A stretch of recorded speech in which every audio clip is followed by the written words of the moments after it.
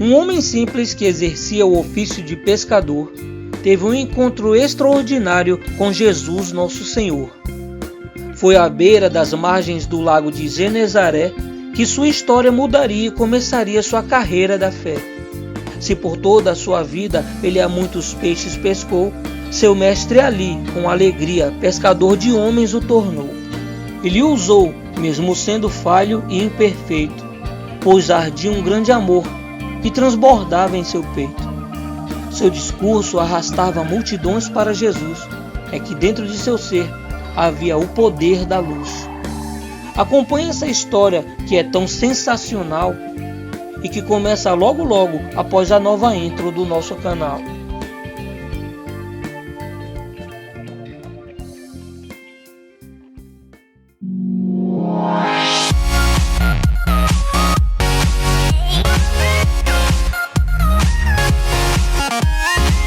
O apóstolo Pedro aparece pela primeira vez no livro de Mateus capítulo 4, versículo 18, onde nos é dado a conhecer o seu verdadeiro nome, Simão, nome que aparece 75 vezes no Novo Testamento.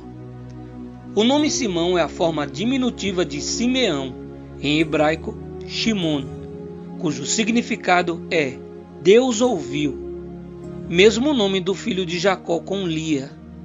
No livro de Gênesis capítulo 29, versículo 33, podemos conferir a explicação do significado deste nome. Simão era filho de Jonas, por isso era também chamado de Bar-Jonas, que em aramaico significa filho de Jonas. Livro de Mateus capítulo 16, versículo 17. Foi Jesus quem mudou seu nome para Pedro, segundo o livro de Marcos capítulo 3, versículo 16. Este nome, Pedro, aparece 154 vezes no Novo Testamento e seu significado é pedra ou rocha. Também pode se interpretar como rochedo. O nome indica a ideia da firmeza, seja ela moral ou física. Pedro era irmão de André e sócio de Zebedeu e de seus filhos, com quem tinha um negócio de pesca bem-sucedido, já que possuía seu próprio barco. Livro de Lucas capítulo 5, versículo 10. Nascido na Galileia, Pedro foi criado em meio a uma influência gentílica desorbitante. Essa região era conhecida como Galileia dos Gentios, terra de trevas e escuridão. Mateus capítulo 4, versículo 15 e Isaías capítulo 9, versículo 1. Após ter ouvido e crido na pregação de João Batista, André mostrou a Simão quem era o Messias, o qual já seguia. Ele não só mostrou, como também levou seu irmão até Jesus, o qual, fitando os olhos nele, disse: "Você é Simão, filho de João.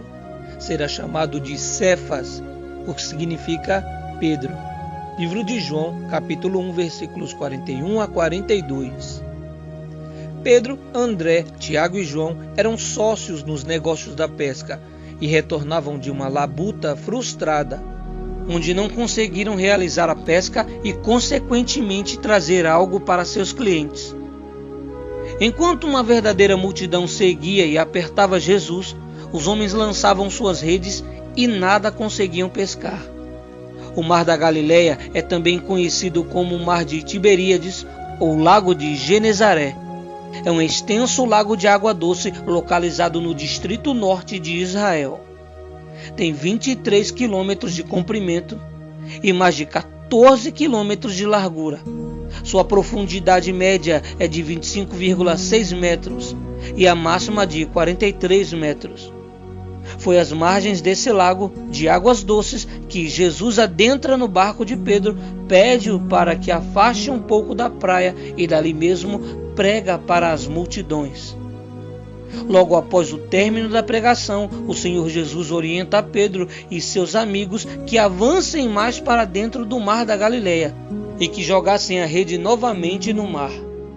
Diante da palavra de Jesus, Pedro novamente lançou a rede, deixando de lado sua experiência e cansaço.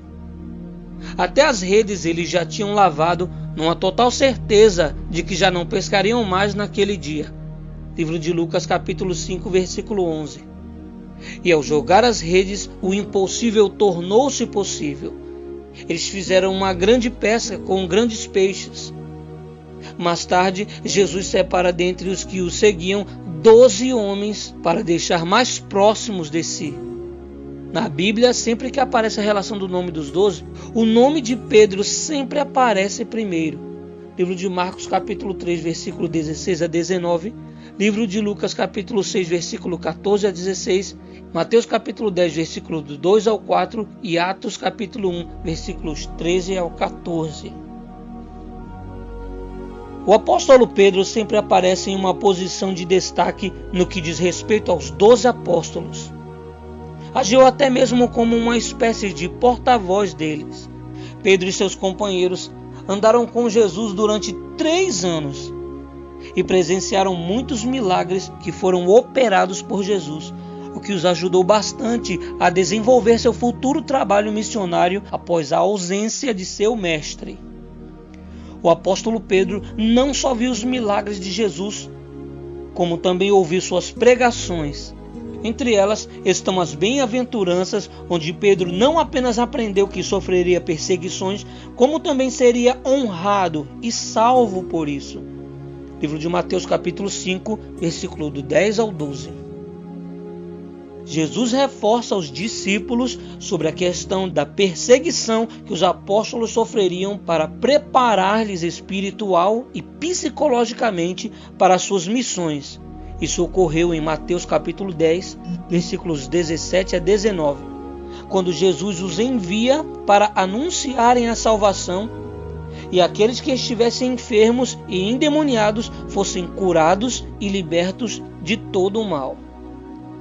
Pedro aprendeu que não poderia ser hipócrita naquilo que ensinasse, como eram os escribas e fariseus, que cobravam do povo uma supersantidade, enquanto eles mesmos estavam em pecado e até simulavam falsas consagrações, onde chegavam a desmaiar em público para passarem a falsa impressão ao povo de que o jejum que faziam era um sacrifício descomunal, diferente do de um cidadão comum. Tendo ciência do verdadeiro teatro a céu aberto proporcionado ao povo pelos escribas e fariseus, Jesus disse: porque vos digo que, se a vossa justiça não exceder a dos escribas e fariseus, de modo nenhum entrareis no reino dos céus. Livro de Mateus capítulo 5, versículo 20. Escriba era entre os judeus aquele que lia e interpretava as leis, um profissional que copiava manuscritos ou escrevia textos ditados. Fariseu, membro de um grupo religioso judaico caracterizado pelo estrito cumprimento da lei mosaica, coisa que eles não faziam, o que faz nos dias de hoje a frase fariseu ganhar uma nova conotação: hipócrita. Se nos dias atuais alguém for chamado de fariseu, também entenderá que está sendo comparado a um enganador ou um charlatão. Pedro é descrito como um dos discípulos mais chegados de Cristo, juntamente com Tiago e João. Por ocasião da transfiguração, Mateus capítulo 17, versículos 1 ao 9. No jardim do Getsêmani, Mateus capítulo 26, versículo 37 ao 49. E por ocasião da ressurreição da filha de Jairo, livro de Marcos capítulo 5, versículo 37. Foram esses 3, juntamente com André, que fizeram perguntas sondadoras relacionadas a questões escatológicas. Livro de Marcos, capítulo 13, versículo 3. Em Atos, depois de Paulo, Pedro é o maior vulto. Esse livro termina sem nos dar qualquer indicação sobre a vida posterior, mas isso é preenchido por informações provenientes da tradição. Pedro foi uma rocha e uma coluna da igreja nos seus primeiros anos. Devido à sua fé e ardor, ao seu temperamento gentil e de mente aberta, além de seus dotes intelectuais, ele salvou a igreja em seus dias iniciais e mais difíceis da possível desintegração. Em alguns lugares, ele era altamente favorecido acima de todos os demais apóstolos, conforme fica claro na famosa passagem da pedra, no 16º capítulo do Evangelho de Mateus. Não se vê em toda a Bíblia a citação sobre a esposa de Pedro. Porém, em Mateus capítulo 8, versículo 14, é mencionado um encontro entre Jesus e a sogra de Pedro, o que obviamente levanta a hipótese de que Pedro era casado. Pedro era um homem ousado. Um exemplo claro é a passagem que se encontra no livro de Mateus, capítulo 14, versículo 28 a 29, onde pela ousadia Pedro anda pelas águas para ir até Jesus. Porém, a falta de fé serviu de barreira para que o medo e a dúvida o fizesse vir a afundar, o que não anula seu lado ousado. Tanto que em 1 João capítulo 18, versículo 10, desembainhou a espada e feriu a Malco, um dos soldados que vieram prender Jesus, em sua orelha direita, ato reprovado por Jesus, que em seguida curou o homem do ferimento. Observando algumas passagens bíblicas, tais como a cura da filha de Jairo, no livro de Marcos capítulo 5, versículo 37, a oração do Getsêmani, Mateus capítulo 26, versículo 37, e a pesca maravilhosa, no livro de João capítulo 21, versículo 10 ao 11, podemos perceber que Pedro não era um homem que andava sem companhia. Até mesmo quando alguns dos discípulos não se encontravam, Pedro estava lá, marcando presença. A impulsividade também era uma das características do apóstolo quando reconhece que é pecador. Após o milagre da pesca, ele pede a Jesus que se afaste dele, por não se achar digno de estar de frente ao Filho de Deus, uma vez que a lembrança de seus pecados o faziam refletir que não era digno daquilo. Livro de Lucas, capítulo 5, versículo 8. Pedro também tentou impedir que Jesus lavasse os seus pés, chegando até mesmo a dizer a seu Senhor que ele nunca faria isso. Mas muda de ideia quando Jesus o explica que se não o fizesse, ele não teria parte com Cristo. Livro de João, capítulo 13, versículos 8 ao 9. Durante todo o trajeto de Pedro, vemos como Deus e seu Santo Espírito foram moldando a Pedro. Muitas de suas características são apontadas apenas como falhas humanas, mas ele teve seu perfil potencializado e fortalecido para o crescimento e desenvolvimento da obra de Deus. Tanto que no discurso que ele realizou em Atos capítulo 2, a partir do versículo 14, Pedro causa temor com suas palavras e, após alertar ao povo sobre a importância de se arrependerem de seus pecados, se batizarem nas águas e após isso serem batizados com o Espírito Santo, agregaram-se à igreja quase 3.000 almas, conforme o livro de Atos, capítulo 2, versículo 41. Em Atos capítulo 4, mesmo após ter sido capturado com o apóstolo João pelos saduceus, os sacerdotes e o capitão do templo, Pedro conseguiu a grande façanha de minutos antes ganhar para Jesus quase 5.000 homens após um discurso onde pregavam sobre Jesus e a ressurreição dos mortos. Uma das passagens mais marcantes na vida de Simão é a que ele é alertado por Jesus que Satanás o pediu para que cirandasse como trigo, o que significa que o diabo conhecia cada pecado, erro e falha de Pedro.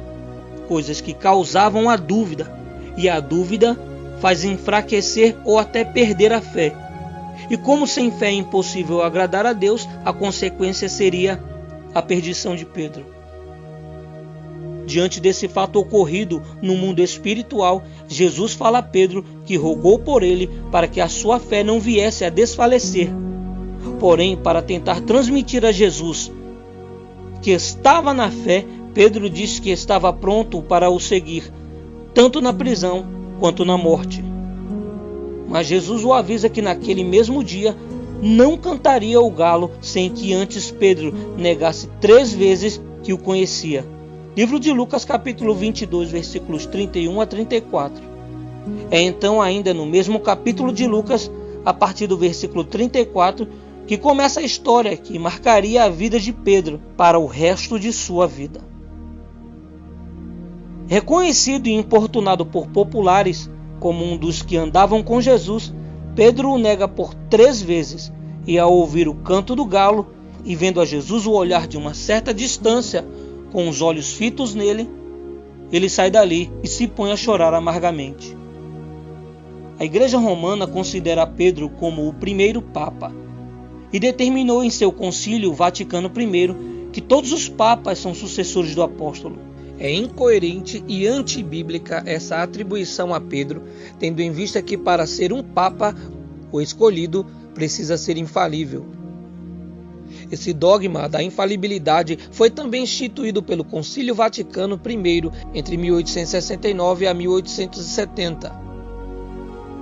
Convocado por Pio IX, o documento Pastor Aeternus, aprovado em 18 de julho de 1870, estabeleceu a primazia do Papa sobre toda a Igreja e definiu sua infalibilidade na doutrina da fé. Na opinião de críticos, trata-se de uma tese controvertida, baseada mais nas ambições políticas de Pio IX e sem fundamentos bíblicos. Esse mesmo concílio aprovou a aplicação de punições aos cristãos católicos que não respeitassem esse dogma. Até hoje, o católico que se nega a reconhecer essa primazia papal é ameaçado de excomunhão. A introdução do dogma da infalibilidade do Papa levou muitos católicos, na época de sua criação, a abandonarem a Igreja. Pedro, nem antes nem depois de seu batismo com o Espírito Santo, veio a se tornar um homem infalível. Uma prova disso é que Pedro chegou a ser repreendido por Paulo.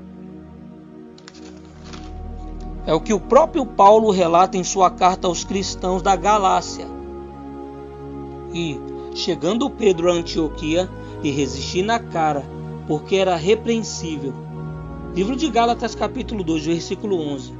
Se ele era repreensível e foi digno da repreensão de Paulo, porque fazia acepção entre cristãos circuncidados e não circuncidados, como outorgar o papado a ele, tendo em vista de que ele não era infalível? Em que se baseou Pio IX para criar um dogma como esse, mesmo sabendo que todo e qualquer ser humano jamais será infalível? Pedro sofreu perseguição por amor ao Evangelho. Ele foi preso. Livro de Atos, capítulo 12, versículo 3 ao 5. Livro de Atos, capítulo 15, versículo 17. Discursou perante o Sinédrio. Livro de Atos, capítulo 4, versículos 1 ao 21.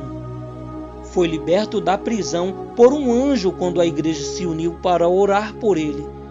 Livro de Atos, capítulo 12. Repreendeu a Simão, um ex-ilusionista que, mesmo após seu batismo, intentava coisas terrenas em seus corações. Livro de Atos, capítulo 8, versículo 18 a 25.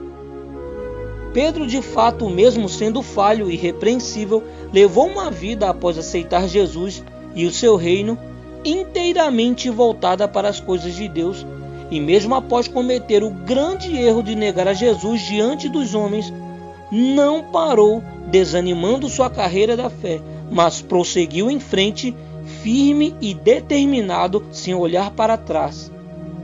A Igreja Romana relata que Pedro terminou, assim como Paulo, a sua carreira em Roma.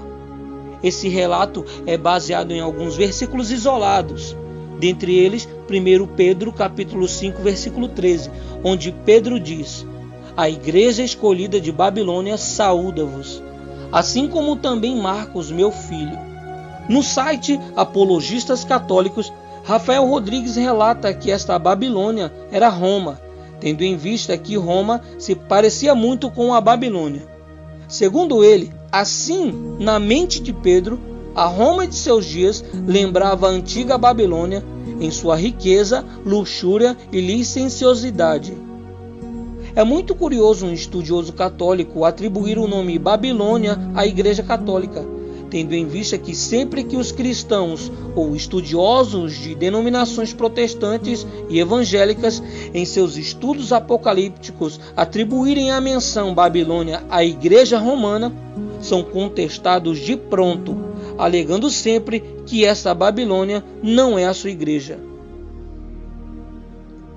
A Bíblia não é clara quanto à ida ou à permanência de Pedro a Roma. Não existe nenhum relato sobre tal fato. Outro fato que sai constantemente em produções de cinema, onde falam sobre a vida de Pedro, é quando dizem que no final de sua vida, em meio à sua execução, Pedro, cravado em uma cruz como seu mestre, pede para ser crucificado de cabeça para baixo, por não se achar digno de ser morto igual ao seu Senhor. Porém, esse relato jamais fora mencionado na Bíblia e até hoje não se sabe ao certo nada sobre a morte de Pedro. Na verdade, a palavra Roma aparece apenas 9 vezes na Bíblia e Pedro nunca foi mencionado em algum tipo de conexão com ela. Nas epístolas de Pedro não há nenhuma menção a Roma. Após Atos 15, nada mais se fala sobre Pedro, além de muitas viagens que fez com sua mulher. Pedro, quando pescava no mar de Tiberíades, ao reconhecer que era seu mestre que estava sentado às margens daquele lugar, mergulha num ato impulsivo, porém que mostrava sua paixão por Jesus e a ansiedade de estar próximo ao seu mestre, que naquelas alturas já havia ressuscitado e fazia naquele momento a sua terceira aparição para seus discípulos. Na oportunidade, Jesus faz uma pergunta: Simão, filho de Jonas, amas-me mais do que a estes? E Simão responde que sim. E Jesus, dando-lhe a entender a prova que ele queria desse amor, fala: apacenta minhas ovelhas. Por mais 2 vezes Jesus o pergunta e mediante as respostas de Simão, Jesus repete a forma que ele queria com que Pedro provasse esse amor. Apacenta as minhas ovelhas. Livro de João, capítulo 21. O interessante é que, como já relatamos, não se sabe como Pedro morreu. O que se sabe é que ele viveu para Cristo intensamente, apacentando sempre as ovelhas, atendendo o pedido de seu mestre.